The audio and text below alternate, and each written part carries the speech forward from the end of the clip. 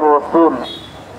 وقال رسول الله صلى الله عليه وسلم: لا يؤمن أحدكم حتى أكون أحب إليه من والده وولده والناس أجمعين.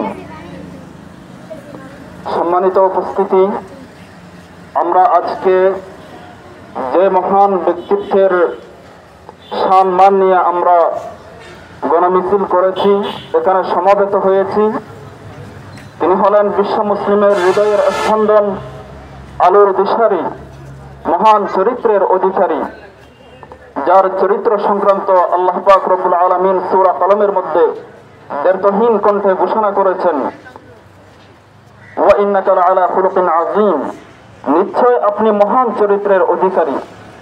তাহলে বোঝা যায় আল্লাহ পাক রব্বুল আলামিনের পরে এই পৃথিবীর বুকে সবচেয়ে গ্রহণযোগ্য চরিত্রের অধিকারী হলেন হযরত রাসূল আকরাম সাল্লাল্লাহু আলাইহি ওয়াসাল্লাম।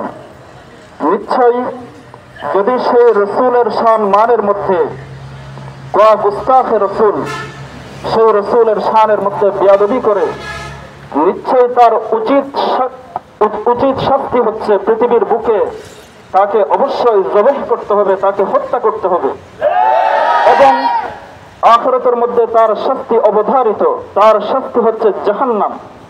সেজন্য যে সমস্ত মানুষ, চাই সে মুসলমান হোক অথবা বিধর্মী কোন ধর্মাবলম্বী হোক না কেন, অবশ্যই তাকে শাস্তির আওতায় আনার জন্য আমাদের উদাত্ত আহ্বান।